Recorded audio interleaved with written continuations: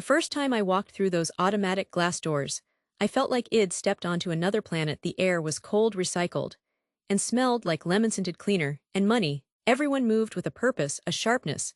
I didn't recognize. Their shoes clicked on the polished floor, a sound like impatient fingers tapping my own suit, which I'd saved for months to buy, felt cheap and thin compared to the fine wool and silk that glided past me. I held my folder tight against my chest, a shield against all that. Polished confidence. Mission. Thank you for being here, I began. I know my presence in this role is unexpected. For some 4 years in this very building, I was made aware of my differences. The way I speak, the perspective I bring, was often treated as a liability, a lack of polish. I could feel the tension in the room, but I stand here today because this university faced a moment of truth. And the truth is, an institution, like an individual, cannot thrive by only listening to one kind of voice. The world we are educating our students for is not a polished, homogeneous place. It is vibrant, it is messy, and it speaks in countless dialects. I laid out my vision, not just a financial plan, but an intellectual one, to break down the silos between departments, to create centers for collaborative research that valued diverse methodologies, to make mentorship real mentorship, a cornerstone of faculty advancement, to measure our success, not by the exclusivity of our club, but by the impact of our ideas in the world. The true test of intellect, I said, my voice firm, is not the accent with which an idea is presented, but the power of the idea itself. And the true test of leadership is not in speaking, but in listening, in hearing the voices that have been sidelined, the perspectives that challenge our comfort. That is how we will build a future worthy of this institution's past. When I finished, there was a moment of silence. Then it started, not from the front rows, but from the back. The students and the junior faculty rose to their feet. The applause spread wave after wave, until the entire auditorium was standing. I saw Hemsworth. He was slow to rise, his face unreadable, but he was standing. I looked out at them, not with triumph, but with a profound sense of responsibility. The tower was no longer ivory, it was being rebuilt brick by brick, with every voice finally being allowed speak. And for the first time, mine was not just among them, it was helping to lead the chorus. The first day I walked into that agency, it was like stepping onto a movie set where everyone knew their lines. Except for me, the air smelled like expensive coffee and ambition. Everyone was dressed in that specific kind of effortless cool, all neutral tones and sharp silhouettes. And they all sounded the same too, a particular clipped, polished way of speaking that made every sentence sound like a confident statement, even when it was a question. I remember the way the receptionist's eyes flickered over me, taking in my slightly too bright scarf, the way my shoes weren't the right kind of minimalist. And then I spoke, asking for my orientation packet, and I saw it, that tiny, almost imperceptible shift, a slight smile that wasn't friendly, a reassessment. My accent, the musical lilt I'd brought with me from home, landed in that quiet space like a wrong note. I was the unlikely intern, the diversity hire, though no one ever said it out loud. My desk was in a corner, next to a noisy printer that seemed to have a personal vendetta against me. In those first brainstorms, I'd get this flutter of excitement, an idea that felt real, pulled from the textures of my own life. I'd raise my hand, my voice a little too soft, and pitch something, a campaign built around family meals that were loud and messy and full of flavor, not the quiet, wine-soaked dinners in their commercials. And ad that used traditional patterns in a modern, disruptive way. The creative director, Julian, would lean back in his chair, a faint smile on his lips. That's very ethnic, Anya, he'd say, charming, but not really relatable for our core demographic. The word ethnic became a code for other, for not for us. The word charming meant insignificant. For months I lived in that office. The night security guard knew me by name. I learned every detail of our logistics, every bottleneck, every redundant cost. I built a model, a complete overhaul plan from the ground up. I used my connections back home, calling old classmates in the middle of their night to get local market data no one here could access. I worked until my eyes burned, fueled by that memory of the slammed door. This wasn't just about proving I was competent, it was about proving that the dismissal was a physical thing. It was the way people's eyes would glaze over when I started speaking. It was the way my ideas were never written on the whiteboard, or if they were, they'd be attributed to someone else later.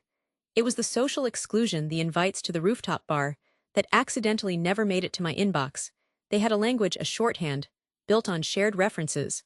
I didn't have certain school's certain vacation, spots a whole history of culture that felt like a locked door. My accent, the very shape of my words was seen as a mark of being unrefined, not creative in their conventional sanitized sense. They wanted creativity, but only if it arrived in the right packaging. I started to second-guess every word before I said it. I tried to flatten my vowels to sound more like them. It just made me feel like a ghost in my own skin.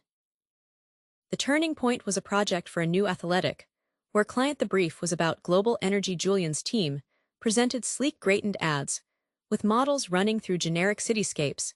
It was competent, it was boring. I'd been working on my own version late at night, fueled by a quiet fury. I'd pulled from the vibrant, chaotic energy of a street market back home. The explosion of color, the rhythm of different lives moving together. I presented it timidly at the end of a meeting. There was a silence. Then Julian laughed, not a mean laugh, but a patronizing one. Anya, who is this? For it's confusing, it's just noise. And in that moment, something in me broke, not into pieces, but open. I realized I was trying to drink from a well that was dry for me. I was trying to win a game that was rigged. So I stopped playing. I started building a voice outside of their system. In the evenings in my small apartment, I created an online persona, not a fake one, but the most authentic version of myself. I started a blog, then an Instagram account called Fusion Patterns. I posted about the beauty in the mix, the places where cultures collided, and created something new. I photographed my grandmother's embroidery next to modern architecture. I wrote short essays about the stories behind the spices in my kitchen, how they told tales of trade routes and migration. It wasn't polished, it was raw and real. And it started to resonate slowly at first, then like a wave, a global younger audience, people who saw themselves as citizens of the world, not just one country, found my work. They were hungry for something that felt authentic, not focus grouped. I started doing small freelance projects, a branding for a new restaurant that wanted to tell a story of heritage, a lookbook for an emerging designer who loved my use of color. Each project was a brick in a new foundation. My aesthetic, the one dismissed as too ethnic, became my signature. It was a distinct point of view in a sea of sameness. I landed a major client, an international tech giant that wanted to rebrand as culturally aware and globally connected. They didn't want safe, they wanted brave. The campaign we created was a sensation. It won awards suddenly. My name was in the industry press. The Anya Sharma perspective was a thing. And of course, the old agency took notice. It was a strange feeling seeing my face in a magazine article about the new wave of creativity, and knowing that Julian and his team were reading it in the same offices where I'd been an invisible intern. I heard through the grapevine that things weren't going well for them. Their work had become stale. They were losing clients to smaller, more agile studios that understood the changing world. They were, as the rumor went, on the verge of collapse, their biggest account a legacy perfume house was about to walk. That's when the call came. It wasn't from Julian, it was from the board chairman. He asked for a meeting. Their definition of clarity was narrow and ultimately costly. Sitting across from him in a quiet paneled room was surreal. He was an older man, all sharp suit and measured words. He laid it out plainly. The agency was failing, their relevance was fading. They needed a revolution, not a revision. And they wanted me to lead it. The offer was for Chief Creative Officer with a clear path to CEO within a year. I felt a cold calm settle over me. This wasn't a moment for emotion, it was a negotiation. I looked at him and laid out my terms, not just a salary but full, unimpeachable creative control, a mandate to diversify the entire team from the interns to the leadership. I wanted to bring in talent from all over the world, to create a studio that actually reflected the global audience we were supposed to be speaking to. I wanted to change the very bones of the place. He agreed every single term. Walking back into that office on my first day, as the boss was an experience I'll never forget. The same receptionist was there, her eyes widened. And this time the smile was real, edged with fear. I wore a suit in a color I loved, a deep saffron yellow. I didn't try to blend in anymore. I walked to the corner office, the one that had been Julian's. He was still there, packing his things into a cardboard box. He looked up at me, and his face was a blank mask of shock. There was nothing to say. I just nodded and walked past him. The glass wall of the office now felt like a barrier, protecting me, not locking me out. The first campaign we launched under my leadership was for that struggling perfume house. We threw out their old brief about timeless elegance. Instead, we created origins. We cast models of all ages, sizes, and backgrounds. each representing a different story. We filmed in locations that felt real and lived in a bustling market in Lagos, a quiet temple in Kyoto, a vibrant neighborhood in Rio. The soundtrack was a fusion of world music. The tagline was simple: the world is your heritage. It wasn't just campaign, it was a statement. It went viral. It was praised for its authenticity and its beauty. It didn't just save the account, it made it the most talked about brand of the year. I kept my promise about the team. We launched a global recruitment drive. We hired brilliant artists, writers, and strategists from places we'd never thought to look before. The office changed. The sound of it changed. It was no longer a monotone hum of similar voices. It was a symphony of different accents, different laughs, different perspectives. The energy was electric, chaotic, and incredibly innovative. We were no longer trying to guess what a mainstream audience wanted. We were creating the new mainstream. The final scene was at the Cannes Lions Festival, the biggest stage in our industry. I was there to accept the top award for that perfume campaign, standing at the podium looking out at a sea of faces. I felt a profound sense of calm. The lights were bright, but they felt warm, not harsh. I looked at the trophy in my hand, then back at the audience. I began my speech. And I didn't try to flatten my vowels. I didn't try to sound like the old version of a creative leader. I spoke in my own voice with the accent that had once been a liability. I talked about the power of unique perspectives. I said that in a globalized world, the most valuable thing you can have is a point of view that isn't like everyone else's, that true creativity isn't about fitting in, but about standing out by being authentically, unapologetically yourself. The applause was thunderous, but more than that, it was affirming. The accent that had been mocked was now a celebrated, integral part of a powerful brand identity, my identity, and the more. The story was clear, ringing in the air like a bell. They had tried to make me feel small for my difference, but in the end, it was the very thing that made me, and the company I now led, large. The day came for the departmental review. When my turn came to discuss my current work, I stood up. I didn't use the slides I was supposed to. I clicked on my own presentation. I saw a few eyebrows raise. I took a deep breath, and I began to speak. I didn't try to slow down. I didn't try to flatten my accent. I spoke with the rhythm and the cadence that was natural to me. But this time, every word was filled with a certainty I hadn't felt before. I laid out the problem, the massive financial drain they had. The first day I walked through the service entrance, the air changed. It was heavier, damp, smelled of old bleach and tired feet. The main lobby just through those double doors was all marble and light, and the soft scent of flowers. But back here the floors were concrete, the lighting was harsh. This was where the real work happened. My uniform never fit quite right. The jacket was a little too big in the shoulders, a little too short in the sleeves. I was a concierge, but not the kind you see standing proudly at the front desk. My post was near the service elevator, handling luggage, arranging car services, always with a smile, always. That was the first rule: smile no matter what. And they mocked my accent. Guests would look at me, their eyes glazing over for a second when I spoke. Some would lean in as if I were hard of hearing, and say their words very slowly. I need a car to the airport. As if I didn't understand the concept of an airport. Others would just turn to my colleague, the one with the perfect polished accent, and ask their question again, ignoring me completely. I saw the flicker of impatience, the subtle dismissal. They saw the accent, and equated it with a lack of intelligence, a lack of capability. The management was worse in a way. They were supposed to be on my side. I remember overhearing the front office manager, one day, talking to the general manager. They were discussing a potential promotion for me to the front desk. I stood just around the corner, a stack of towels in my arms, holding my breath. The front office manager said he's the hardest worker we have. He knows every guest's preference. He's solved problems I didn't even know existed. And the general manager replied, I know, but the image though. The front desk is our face. We need a certain presentation. That word cut deeper than any guest's condescension. It meant I wasn't the right face, my story, my voice wasn't the right image for their luxury. So I worked in silence. I mastered the details. I knew which guest preferred feather pillows, and which needed hypoallergenic. I knew the businessman in suite 414 wanted a black car at exactly 7:15 a.m., and that the tea in his room had to be Earl Grey, not English breakfast.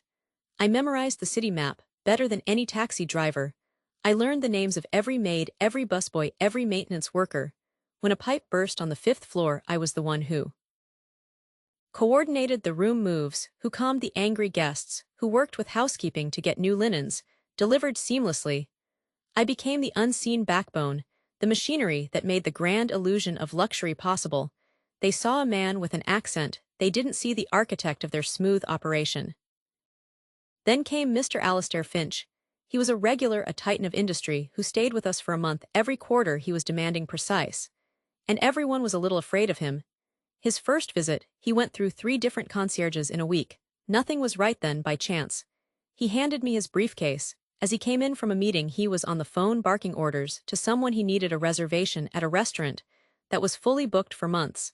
I just nodded, took his briefcase, and got to work. All accepted as normal. I saw the senior managers shift in their seats. Then I presented my solution, the new routes, the local partnerships, the projected savings. The numbers were undeniable. When I finished, the room was silent for a moment. Then the head of the division started asking questions, sharp, detailed questions, and I had every answer. I had lived this data. That was the day I became visible. By the time he got off the elevator, I had it handled. Id called in a favor, spoken to the mater, personally secured a table. It wasn't just about getting the table, it was about knowing it was his wife's birthday, and ensuring the restaurant had her favorite flowers waiting. His eyes narrowed. When I told him, he didn't say thank you, just gave a curt nod. But the next morning he asked for me specifically. That's how it began. He noticed everything. He saw how I remembered that he liked his newspapers ironed, to get rid of the creases. He saw how I had his favorite brand of mineral water, not the standard hotel issue, waiting in his suite. He appreciated the diligence, the quiet anticipation of a need before it was even spoken. One evening, after a particularly long day for him, he was waiting for a car. He looked tired. I brought him a coffee, just the way he liked it. He looked at the cup, then at me. "Why do you do it?" he asked. "The extra mile, they don't pay you enough for this." I told him it was just service, good service. He shook his head. "No, it's more than that, it's pride. I see it. They don't." He gestured vaguely towards the management offices. "They see a job, you see a craft." He started talking to me more during quiet moments. He'd ask about my family, where I came from. He told me about his own start scrubbing floors in a factory his father eventually owned. He saw a kindred spirit, not an employee. One day, he said something that changed everything. We were looking out at the glittering city skyline from the service entrance of all places. "You know this business better than the man who signs your paycheck," he said. "You understand it from the ground up. You know what makes a guest feel truly cared for, not just processed. That's a rare thing, but you're thinking too small." I asked him what he meant.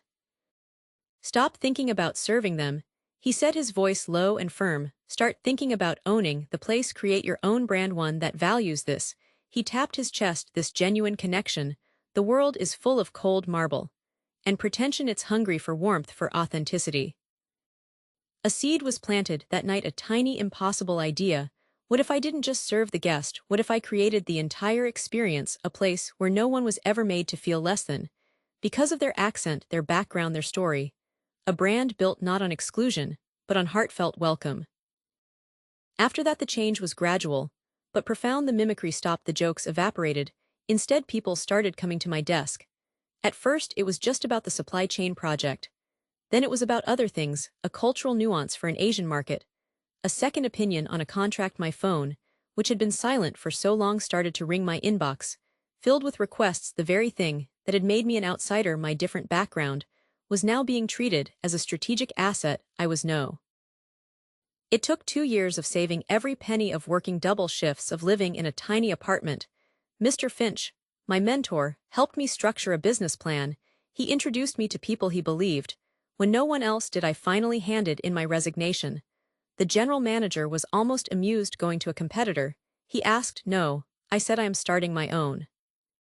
We called it Hearth, just a small 12-room inn in a quiet part of the city. It wasn't about luxury in the traditional sense. It was about soul. We used warm, earthy colors. The furniture was handmade, each piece with a story instead of generic art. We had photographs of the city's diverse neighborhoods taken by local artists. And the service was everything. We hired people for their empathy, their warmth. We trained them to connect, not just to perform. We served breakfast that reminded people of home, no matter where home was. Spices from my mother's kitchen, recipes from the backgrounds of our staff. We learned every guest's name, their children's names, why they were visiting. We didn't have a front desk. We had a large wooden table where we'd sit with guests and share a coffee, while they checked in word spread it wasn't just a place to sleep. It was an experience. Travel blogs wrote about us, magazines called us the anti-hotel. We expanded slowly, carefully. One more hearth in another city, then another, each one unique, each one infused with that same philosophy of authentic personalized care. Meanwhile, the old chain, the Grand Dame where I started, began to struggle. They were a relic. Their service was cold, robotic. They were so busy protecting their image, they forgot about the heart of hospitality. Guests started to notice reviews mentioned the stark contrast between the impersonal service there and the genuine warmth at places like Hearth. Their profits dwindled, they became bloated, outdated. The news finally broke. The entire chain was being put up for sale. It was on the verge of collapse.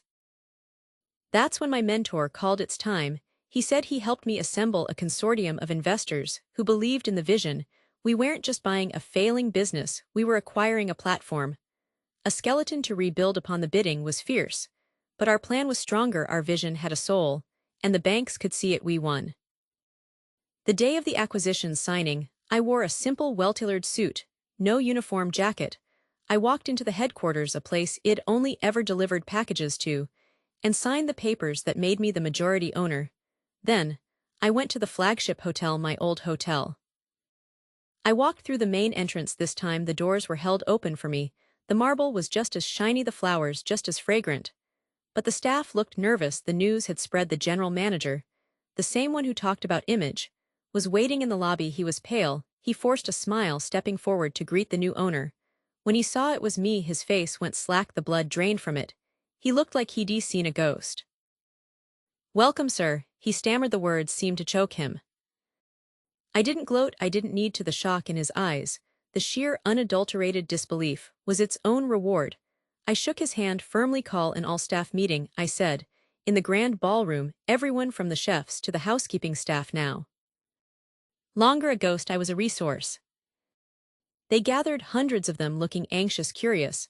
I stood on the stage where they held their glamorous events. I looked out at the faces I had worked alongside for years, the people who were the true engine of this place. I took the microphone, and I spoke in my own voice, with my accent clear and unapologetic. "I used to work among you. I began my post, was by the service elevator. Many of you knew me, you knew my work. And you also knew the limitations that were placed on me, because of how I sound. Where I come from, that ends today."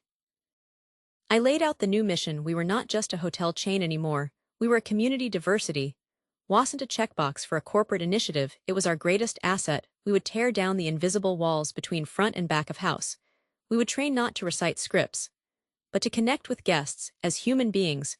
We would value the wisdom of the housekeeper, who knows a room better than anyone, the concierge who knows the city's soul. We would infuse every property with the unique character of its location, with the authentic touches of its staff. We would become a collection of hearths, but on a grand scale. The silence in the room was profound. Then from the back, a single clap, then another. It spread, growing into a wave of applause that wasn't just polite. It was hopeful, it was energetic. I saw the maids smiling, the bellhops standing a little taller. The old managers stood to the side, their faces a mixture of fear and dawning understanding. The world of cold marble was over. The era of the heart had begun. Later I stood in the lobby, now quiet, the same lobby I had looked into from the outside for so long. A young woman from the housekeeping team approached me, hesitant. She said, "Sir, my English, it is not so good. Will I still have a job?" I looked at her. I saw myself years ago. I smiled. "Your English is perfect," I said. "And your job is not just safe, it is essential. We will help you learn, of course, if you want. But never forget that the warmth in your eyes, the care you show, that is a language everyone understands. That is the only language that truly matters here." The noise was constant, a physical thing. The hum of 100 computer fans, the frantic clatter of keyboards, the sharp percussive ring of telephone lines. Because tradition mattered here more than efficiency. And over it all the voices, loud, aggressive, a specific kind of masculine confidence that wasn't just about volume, but about occupying space. It was the sound of money moving, of fortunes being made and lost in the space of a single breath. And it was the sound of my own isolation. I was just a quant, a number cruncher hired for my mind, for my ability to see patterns in the chaos that others missed. But on that trading floor my mind was the least important part of me. The first thing they noticed was my voice. It wasn't the polished boarding school English. They all seemed to share it was something else, something that marked me as an outsider the moment I opened my mouth. The hazing started small, a smirk, when id presented data model, an exaggerated slow repetition of a word id, said, drawing out the vowels in a way that made my face grow hot. Then came the nicknames. The professor said, not with respect, but with a sneer. Dictionary. They'd ask me to define simple trading terms, just to hear me say them. My ideas, the complex algorithms id built from scratch, would be floated in meetings by the senior traders, as their own id sit there silent, while they took credit for my. I started to use my accent deliberately in presentations. I would lean into certain phrases, making my delivery memorable. It became part of my brand. People would remember the executive with the sharp mind and the distinctive voice. It was a signal of authenticity, of a different kind of expertise. When a leadership position opened up in the international division, I was the only candidate.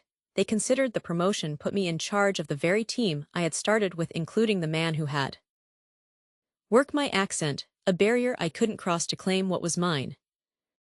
The worst was the exclusion. The client meetings were the lifeblood of the floor. That's where relationships were built, where the real power lay.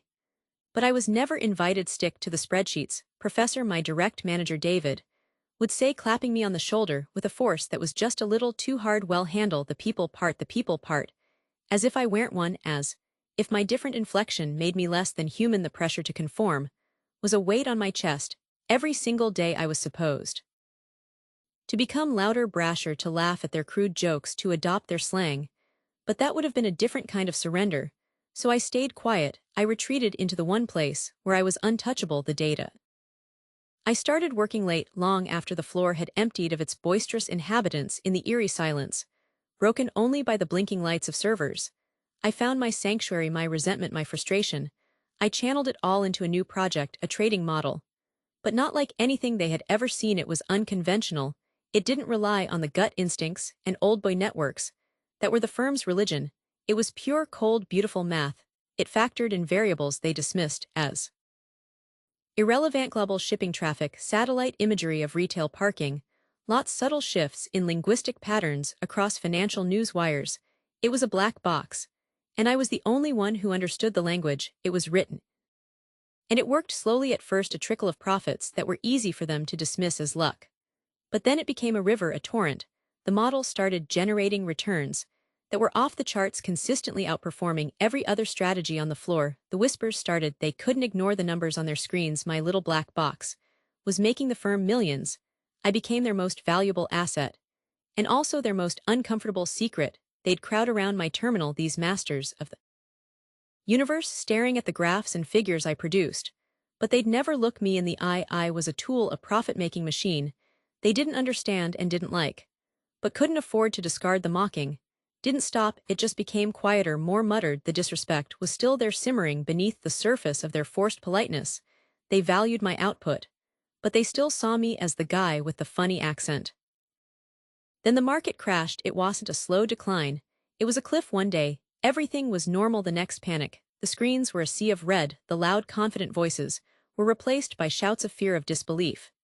The strategies the firm had relied on for decades, the gut-feel trades, the cozy relationships, they were all collapsing. The floor was a monument to failure. I watched from my corner as David paced, his face pale, his phone glued to his ear, trying to call in favors that no longer existed. The entire edifice was crumbling.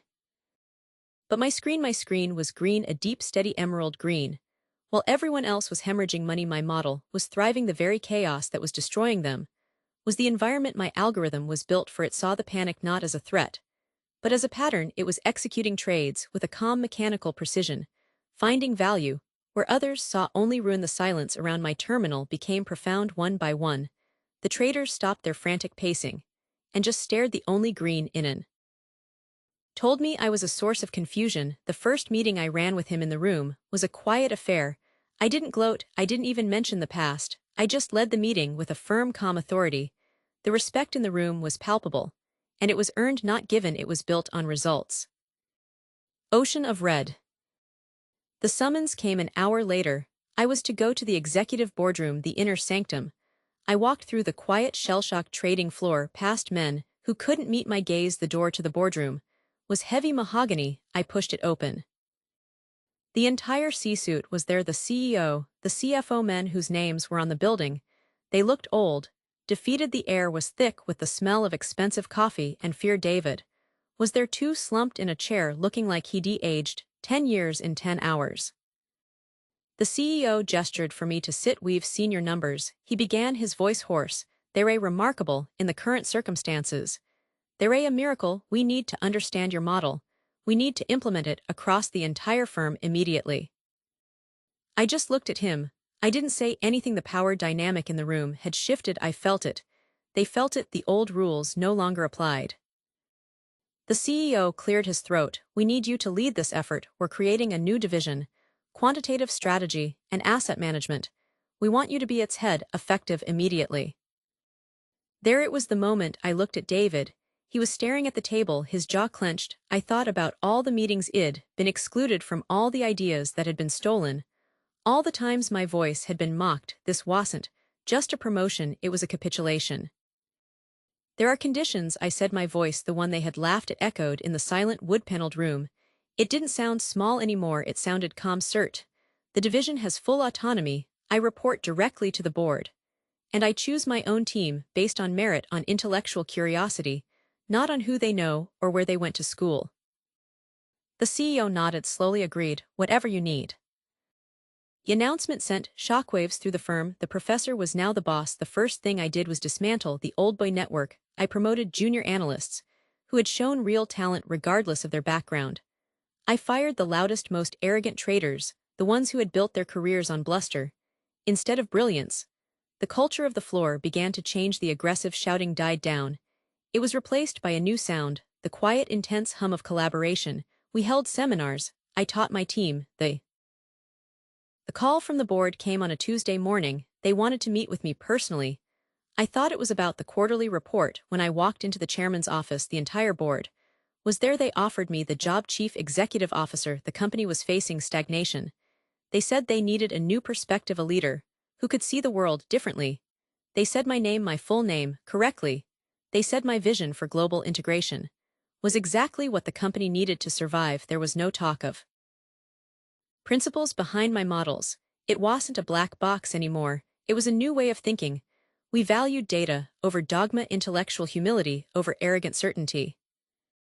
I held my first all-hands meeting as the head of the division. I stood where David used to stand, looking out at a sea of faces, some eager, some fearful, some still resentful. I didn't try to mimic their accent. I didn't try to be loud or brash. I spoke in my own voice, the one they had all mocked. I talked about probability, about signal and noise, about the elegance of a well-designed algorithm.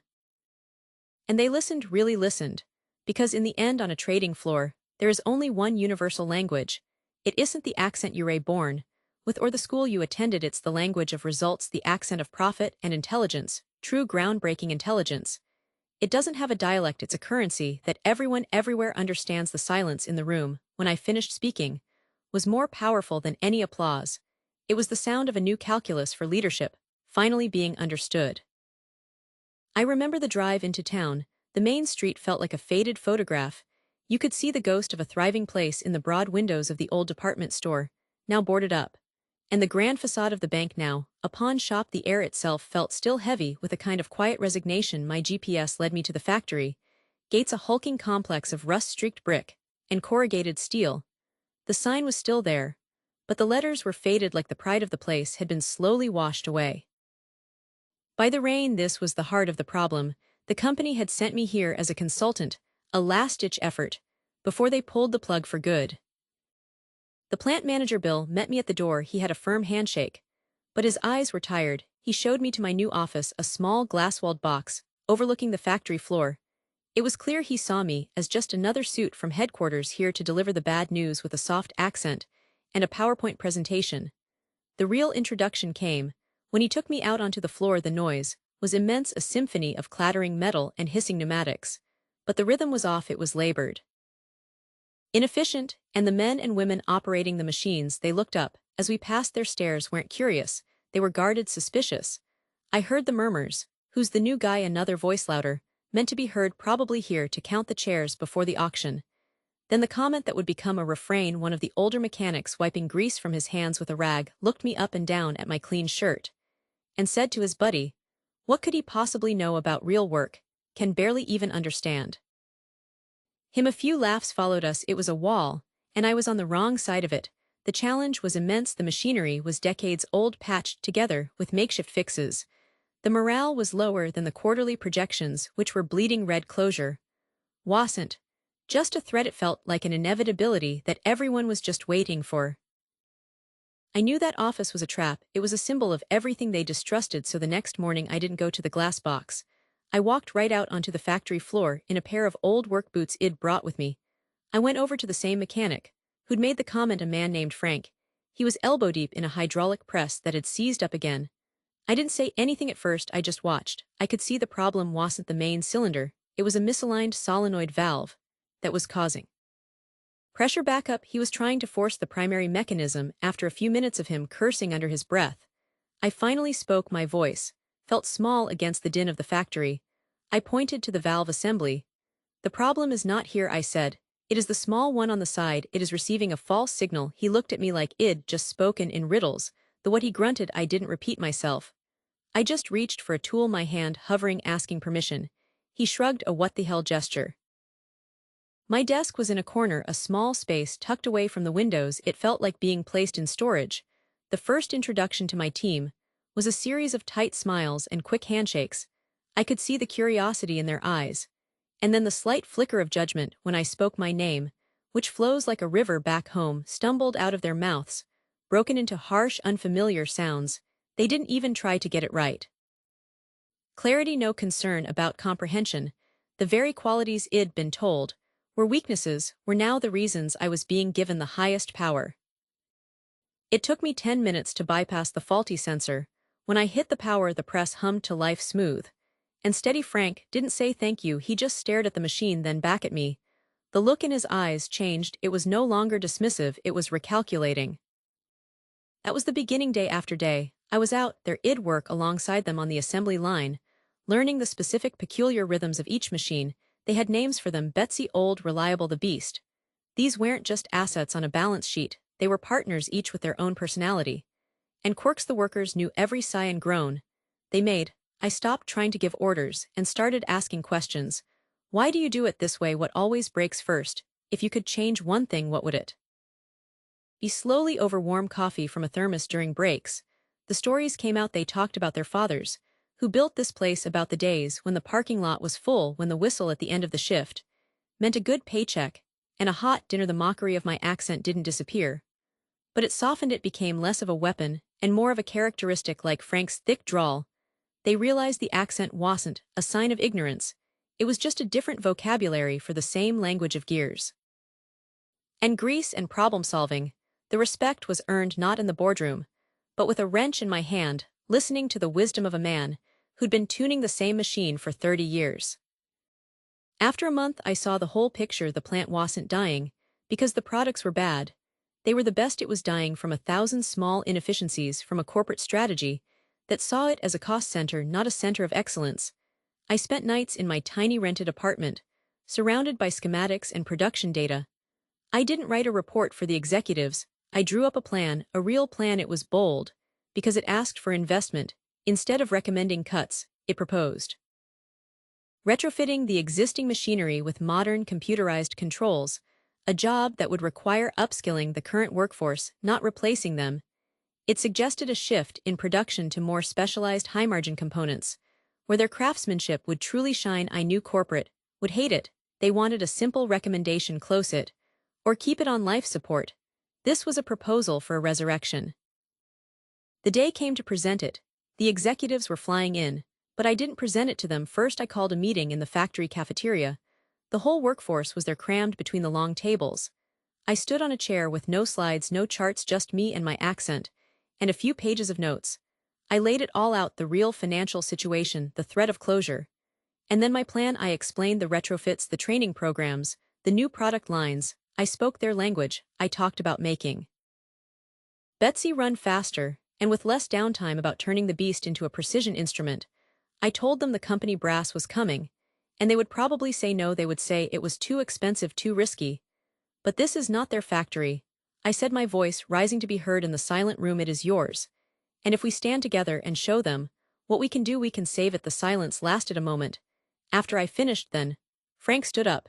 He looked around at his colleagues, then back at me. Well, he said, his voice gravelly, what are we waiting for? Let's go tell them how it's gonna be. The meeting with the executives was tense. They sat in the conference room, polished and impatient. But they weren't just facing me. The entire senior shift crew, still in their coveralls, filed into the room and stood against the back wall. They didn't say a word. They just stood there, a silent, powerful testament. When the VP of operations started talking about synergy and consolidation, I interrupted him. I presented our plan. But this time, it was our plan. Frank stepped forward and explained in simple. The all-hands meeting was scheduled for my first official day. The auditorium was packed. Every employee was there, from the mailroom staff to the senior VPs. I saw the faces of the people who had once laughed, who had once excluded me. They watched me walk onto the stage. The room fell silent. I adjusted the microphone. I looked out at them, at the sea of people who represented the entire journey. And I began to speak. My voice, with its familiar accent, its unique rhythm, echoed through the speaker's clear and strong eye.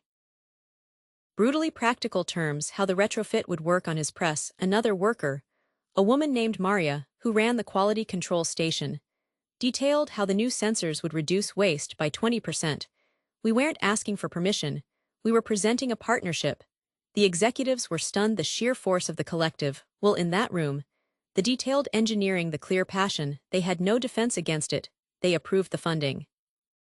The transformation was incredible. We worked together day and night. I was no longer a consultant. I was the plant manager then. As the division turned around, the CEO of the entire operation, the factory didn't just survive, it became the most productive and innovative plant in the company's portfolio. We were the model. The town began to breathe again. New shops opened on Main Street. The parking lot was full. Years later, Frank and I were standing on the floor looking at the same hydraulic press, now humming with digital precision. He clapped me on the back. You know, boss, he said, I sure had you figured wrong that first day. I smiled. I know you did. He shook his head. Turns out it wasn't about where you came from. It was about you knowing which end of a wrench to hold.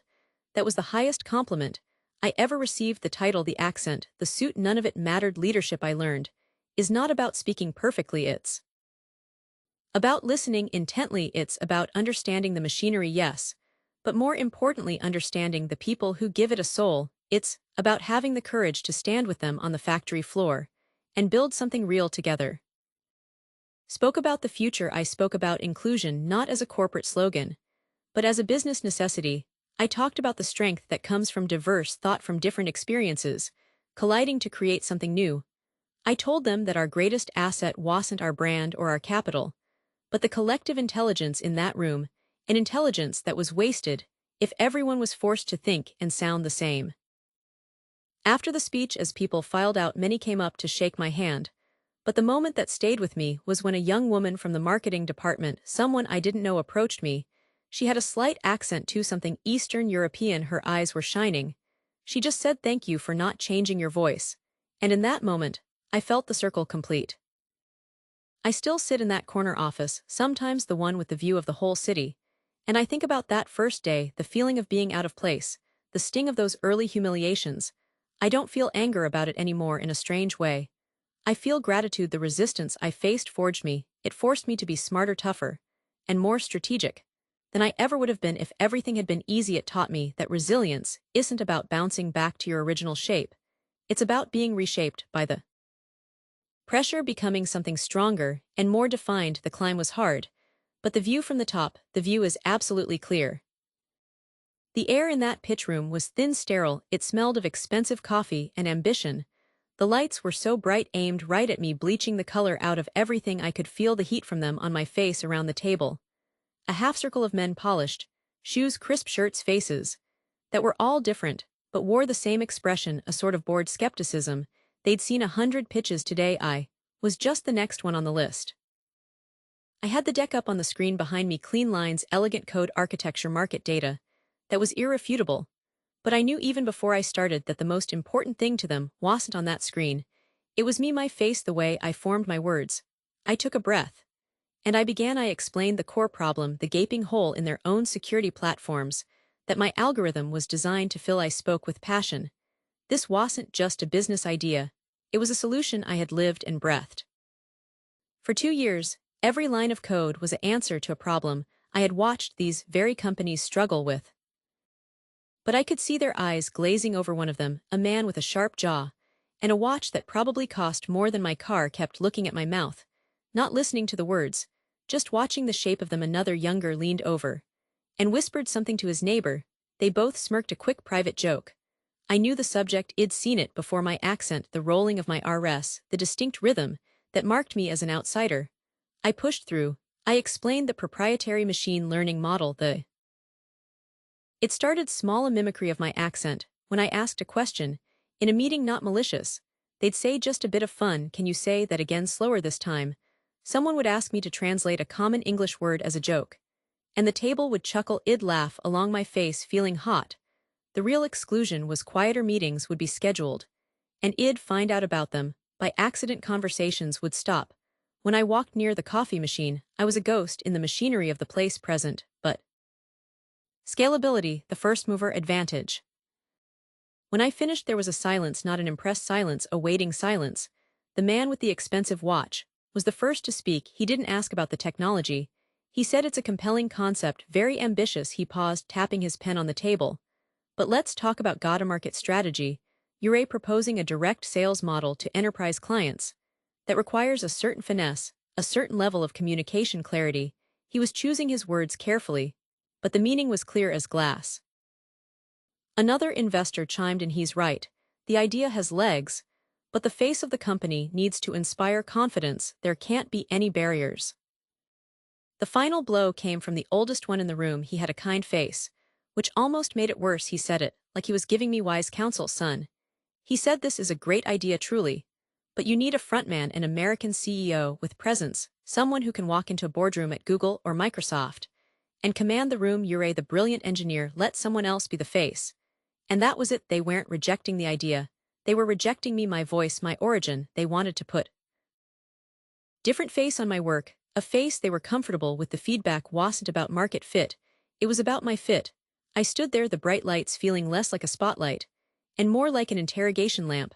I thanked them for their time. My voice sounded small even to me. I packed my laptop, my hands trembling, not from fear, but from a cold, hard anger. I walked out of that room, and the silence that followed me was louder than any applause could have been. That night, I didn't sleep. I sat in my tiny apartment, the glow of my laptop, the only light. Their words played on a loop in my head. Communication, barriers, an American frontman. The anger was a physical thing, a hot coal in my chest. But underneath the anger, something else was forming, a defiance, a brutal, simple clarity. They thought my accent was a weakness, a liability. I decided right then that it would be my fuel. If they wouldn't invest in me, I would build it without them. I would make it so big, so undeniable that the next time we met, the only thing they would hear would be the power of the idea. The accent would just be part of the story. The next morning, I bootstrapped the company. I cashed in my savings. I moved my workstation from my apartment desk to a friend's garage. It was hot in the summer, freezing in the winter. I'd code for 16 hours straight, surviving on cheap coffee. And the sheer force of my own stubbornness, the rejection letters piled up. Every VC I approached gave me some variation of the same theme. The technology was sound, but the founder, there were concerns. I stopped pitching to them. Instead, I turned to my own community. Reached out to diaspora networks, to uncles and cousins and friends of friends who had done well. I didn't pitch them a business, I pitched them a belief. I showed them the code, explained the problem, and I told them my story, the pitch room story, and they understood. They invested not just in an idea, but in a person. They believed in the vision because they recognized the struggle. With that seed funding, I hired my first employees. I was deliberate. I didn't look for Ivy League pedigrees or polished presentation skills. I looked for brilliance. I looked for hunger. I found a coder from Romania who was a genius with neural networks, a UX designer from South Korea who had an intuitive sense of elegance, a business developer from Nigeria who could negotiate like a diplomat. We were a united nations of misfits, and our culture formed organically from that. We valued the unseen, heard but not understood work above all else. We argued passionately about approaches, but the arguments were about the code, the logic, the outcome. Your accent, your background, your appearance, and none of it mattered. What mattered was what you could build. The only thing that was superficial was a bad line of code. Our breakthrough came from a client they said would never get a major financial institution in New York. They had a legacy security system that was full of holes. The usual suspects, the big American firms, had been trying to fix it for years. We got a meeting not in a fancy boardroom, but over a grainy video call. I could see the skepticism on their faces when I started speaking. But this time, I didn't try to soften my accent. I didn't try to be someone I wasn't. I just showed them the technology. I shared my screen, and I walked them through a live demo. I showed them how our algorithm identified vulnerabilities their current system couldn't even see. I answered their technical questions with a depth of understanding that was immediately apparent. The head of security, a gruff man from Brooklyn, listened intently. After 20 minutes, he leaned forward. He didn't comment on my voice. He said, "Okay, how fast can you deploy?" In that moment, the accent became irrelevant. It just vanished. All that was left was the solution. We landed the contract. It was our tipping point. The growth after that was exponential. We became the name in predictive security. We were innovative, agile, and we delivered results. The very VCs who had rejected me started sending me emails. "Congrats on your success. We'd love to catch up." I deleted them. We didn't need their money anymore. We were profitable. We were a threat. And then the ironic turn, I got a call from our head of MA. He said, "You're not going to believe this. Ascend Ventures is on the market. They're struggling. Their platform is outdated, and they've lost their biggest clients to us." Ascend Ventures, the fund run by the man with the expensive watch, the one who had told me I needed a frontman. Their flagship portfolio company, the one they had poured all their resources into, was drowning, and we were the only lifeboat. The negotiation table was a study in poetic justice. The conference room was on the top floor of a skyscraper, all glass and steel. This time, I wasn't standing in the lights. I was sitting at the head of the table. My team flanked me, and across from us were they, the same men from the pitch room. They looked older, tired. The sharp-jawed man's suit was still perfect, but his confidence was gone. He was nervous. He kept smiling, a thin, strained smile. They laid out their proposal. It was a plea dressed up as a business deal. They talked about synergies, about market consolidation. I let them talk. When they finished, there was a silence, the same kind of silence from years ago. But now the power dynamics had completely flipped. I didn't gloat. I didn't mention the past. Business is business. But I didn't need to. The shame was written all over their faces. They knew exactly who I was. The moment of signing the acquisition papers was quite a few clicks. A digital signature. Their company, their entire investment, was now a subsidiary of mine. The people who had once dismissed me as unfit to be the face of a company were now my employees. They were reporting to me. It wasn't about revenge. Revenge is a small, petty emotion. This was something larger. It was validation. It was proof that their entire worldview was flawed. The moment that changed everything was during a project briefing. We were preparing a major pitch for a new client. I'd done most of the background research. I knew the data inside and out. When the project lead assigned who would present which section, my name wasn't on the list. I waited until the room emptied and approached him. I asked if I could present the market analysis section. It was my work. After all, he gave me a patronizing smile. "Thanks for the enthusiasm," he said. "But for this client we need." The first all-hands meeting with the merged company was held in their own auditorium. The stage I stood on was the same one their previous CEO had used. The room was packed. My new employees, my old employees, all together. I looked out at the sea of faces. I saw curiosity. I saw anxiety. I saw in the back the faces of the investors, now just senior advisors trying to look supportive. I didn't use a slideshow. I just started speaking in my same accent, the one they had called a barrier. My voice was calm, but it carried. I welcomed them. I talked about the future. I talked about the incredible potential of combining our teams. And then I laid out the new standard. I said that from this day forward, our company would be judged by the quality of its ideas, not by the accents of the people who voiced them.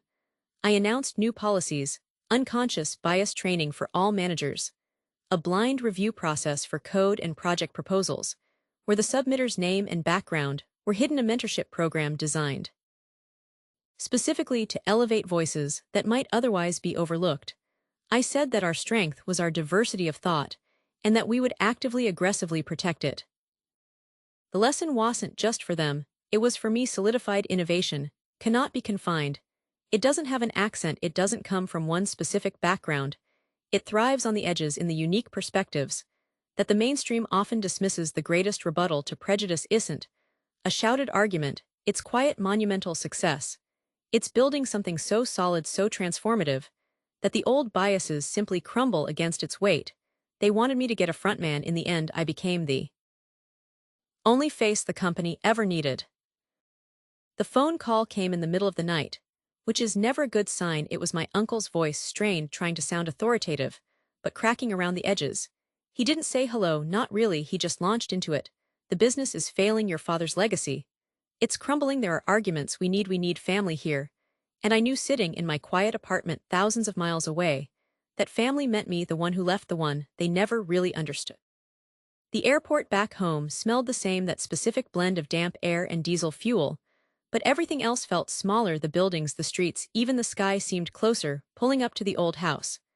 The one my grandfather built was like stepping into a faded photograph.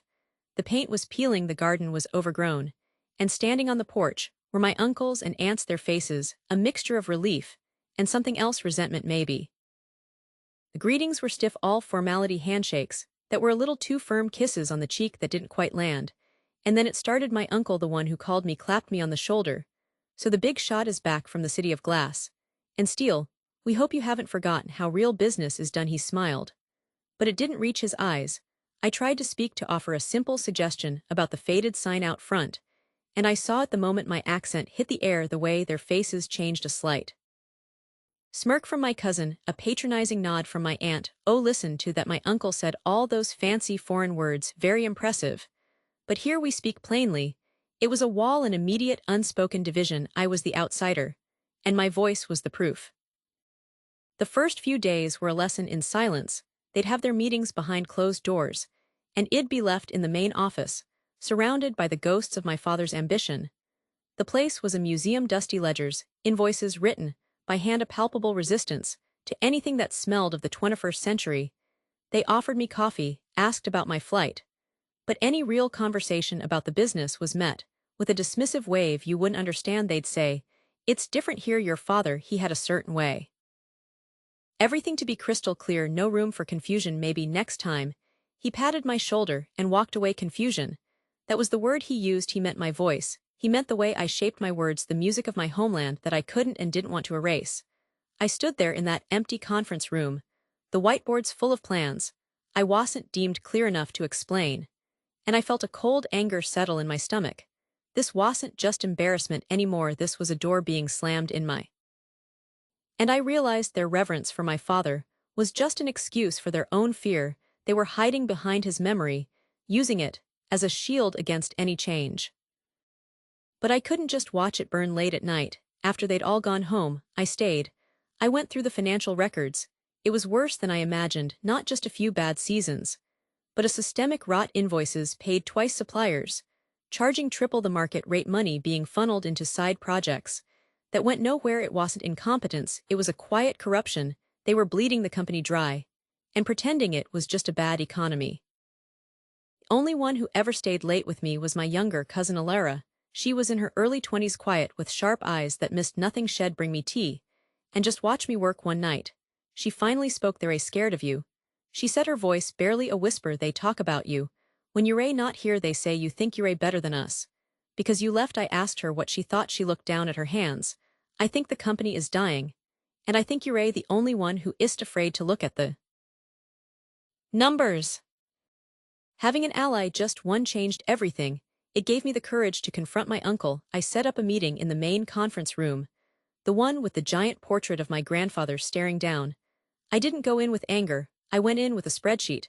I showed him the numbers, the duplicate payments, the inflated costs, the steady decline in profit margins that started long before any market downturn. I spoke calmly, clearly, but I didn't hide my accent. I let every syllable ring out. His face went from smug to red, then to a pale ashen gray. He didn't look at the numbers, he looked at me. How dare you, he hissed. You come here with your computer tricks, and you accuse us of what? Stealing. This is an insult.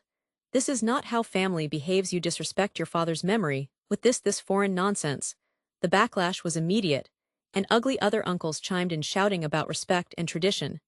But I held my ground. I just kept pointing to the numbers. The truth was on the screen, in black and white, and it was a truth their bluster couldn't erase.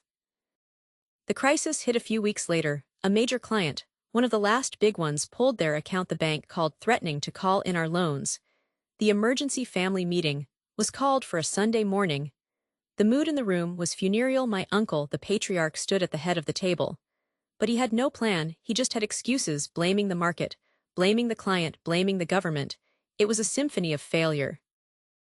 I stood up. I didn't ask for permission. I walked to the front of the room, and I laid out my plan, not just a critique, but a solution, a way to restructure the debt, to modernize our operations, to reach new markets we'd never considered. I spoke from my experience, from the successes I'd built abroad. I didn't hide my accent, I leaned into it. This wasn't the voice of an outsider anymore. It was the voice of someone who had seen how business could work, who had fought and won in a much more competitive world. I was offering them that knowledge. Vase. The room was silent. You could hear the clock ticking.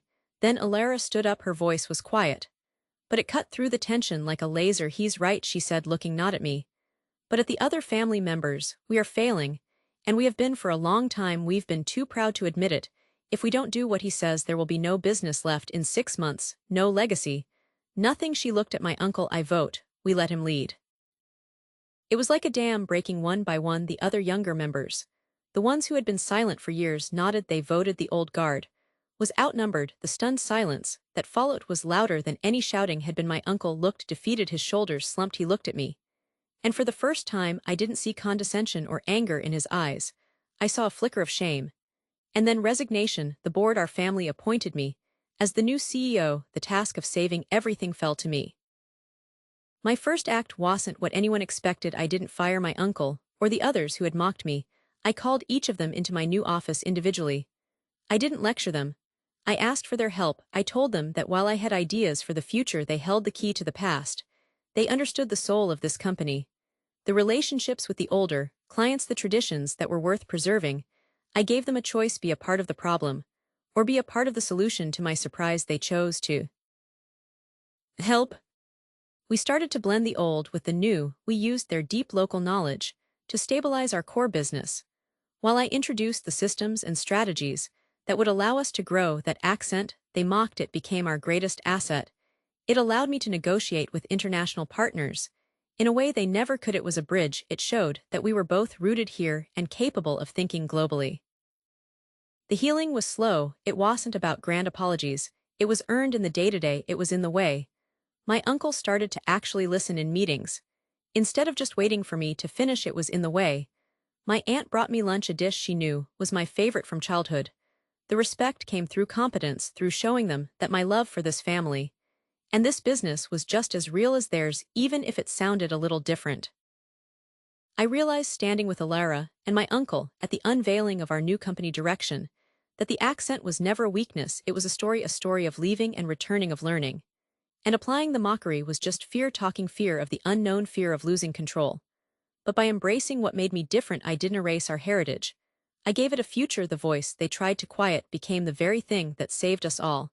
And in the end, that voice didn't just speak for me, it spoke for all of us. The first time I walked into the faculty lounge, the silence was louder than any noise I'd ever heard. It was a physical thing, a wall of polished oak, and old books and judgment. I'd just arrived a postdoc with what I thought was a respectable publication record, ready to contribute to this storied institution. My new office was smaller than the supply closet, with a window that looked out onto a brick wall. But I was grateful. I was inside the ivory tower. That gratitude started to fray almost immediately. It was in the seminar presenting my research on neural pathways. I used a term, a specific piece of jargon, and I pronounced it the way I'd learned it, the way my mentors back home had always said it. Professor Hemsworth, a man whose tweed jacket seemed to be a permanent part of his body, cleared his throat. I believe you mean to say. And he repeated the word, stretching the vowels, making it sound older, more proper. A few people nodded. It wasn't a correction. That night, I didn't go home. I sat at my small, dimly lit desk. Long after everyone else had left, the office was so quiet, I could hear the hum of the servers. I looked at my reflection in the dark computer screen. I saw the face they saw, the outsider. And I made a decision, trying to sound like them, trying to shrink myself to fit into their world. Was a battle I would never win. It was the wrong strategy. I had to stop trying to blend in and start making them see what they were missing. It was a demarcation. You are there, we are here. The sidelining was more subtle. I'd volunteer for a curriculum committee, and my name would somehow be omitted from the final list, I'd suggest a speaker for a colloquium, and the idea would be met with a polite interesting, but perhaps not quite the right fit for our audience. My grant applications came back with the same faintly patronizing feedback. The proposal is ambitious, one reviewer wrote, though potential communication issues during the dissemination phase may limit its broader impact. Communication issues. They never said accent, they didn't have to. It was the ghost in the machine, the unspoken flaw that disqualified my work before it was even properly read. I had a publication record that some of my senior colleagues would have envied, but in the hallways at the holiday party, I was an outsider. The conversations would swirl around me, full of references to boarding schools and summer homes, and then there would be a pause, and someone would turn to me and say, "But of course you wouldn't know about that." It was intellectual snobbery, yes. But it was something more. It was a quiet, persistent assertion that my voice itself was a sign of not belonging, that the very way I formed words was evidence of a mind that wasn't quite refined enough. I spent a lot of time in the lab after hours. The hum of the servers was a comfort. Data doesn't care about your accent. A statistical significance is the same in any language. I realized I was trying to prove my worth to people who had already decided I had none. So I stopped tailoring my research proposals to what I thought the old guard would approve. I started pursuing the questions that truly fascinated me, the risky boundary pushing ideas that traditional academia often shies away from. I bypassed the second-tier journals they recommended and submitted directly to the most prestigious international publications. The first major paper was rejected twice, but the third time it was accepted, and it caused a stir. Then the next one landed, and the next invitations started flooding my inbox, not for minor conferences, but for keynote addresses in Zurich, Tokyo, Stockholm. My international reputation began to grow, a stark contrast to my local invisibility. The university's public relations department suddenly wanted to feature my work. They'd send a photographer to the lab, ask me to explain my research in simple terms for a newsletter. It felt hollow. The real change came with the students. They weren't burdened by the same prejudices. They'd come to my office hours, a diverse group from all over the world, drawn by the papers they'd read. They told me they appreciated the way I explained complex concepts, that my passion was palpable, that I didn't hide behind obscure language. I started mentoring a handful of them, really mentoring them. We'd talk about science, but also about the politics of academia, about finding your voice. I saw their fire, their brilliance. Instead of hiding, I leaned into my difference. My perspective was unique. Because my life experience was unique, I started looking at our projects, not just from the company's viewpoint, but from a global one. I remembered a comment my father made when he visited, a simple observation about how inefficient our supply chain was for international markets. It was something everyone here with their domestic focus had missed. That became my project, not assigned, not requested. I made it my secret. And it reminded me of my own, which I had almost let be extinguished. The contrast became my fuel. Outside these walls, I was an authority. Inside, I was still the professor with the funny way of talking, but the foundation was shifting. Then the earthquake hit. It wasn't a scientific scandal. It was a financial one. Mismanagement at the highest levels had left the university dangerously exposed. Endowments were shrinking. Key donors were pulling out. The president was forced to resign. Panic set in. The very identity of the institution was at stake in the chaos. A university-wide task force was assembled. I was invited to join. I knew why. I was the international voice, the token diversity pick. They needed to show they were being inclusive. In a crisis, I accepted, not for them, but for the students, for the junior faculty, who were terrified of losing their jobs. The first few meetings were a circus of ego, senior professors grandstanding, proposing superficial cuts, or nostalgic appeals to return to a golden age that never existed. I listened, I took notes, and I did my homework. I analyzed the budget line by line. I looked at peer institutions that were thriving. While they argued about trimming the edges, I was thinking about the core. One meeting, the chair was particularly exasperated. "We're just rearranging deck chairs on the Titanic," he sighed. There was a silence. Then I spoke. I didn't raise my voice. I just laid out the numbers. I showed them that the model was broken, that our reliance on a few traditional revenue streams was a suicide pact.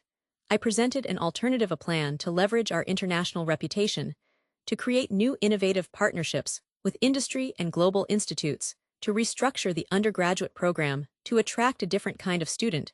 It was radical, it was terrifying. And it was the only vision in the room. I saw the change in their faces, the surprise first, then for some a dawning respect, for others a deep-seated fear. I had become the intellectual leader of the task force, not by demanding it, but by simply having the only idea that made sense. The plan was adopted. And against all odds, it started to work. We stabilized the budget, we attracted new funding. The opposition from the old guard was fierce. Hemsworth cornered me. After a faculty senate meeting, "You're turning this place into a corporation," he hissed. "You're selling our soul." I looked at him, at the genuine fear in his eyes. "No," I said quietly, "I am saving its life." When the search committee for the new dean of the Faculty of Sciences was formed, my name was on the shortlist. It was a shock to everyone, including me. The interviews were grueling. I was asked about my unconventional background, my management style. I spoke about the students. I spoke about the global landscape of education. I spoke about integrity. The day the announcement was made, the email went out to the entire university. I was in my lab, the same one with the view of the brick wall. My phone started buzzing. Non-stop. Colleagues from around the world were congratulating me, but the silence from the hallway outside my door was profound. The inauguration was held in the main auditorium.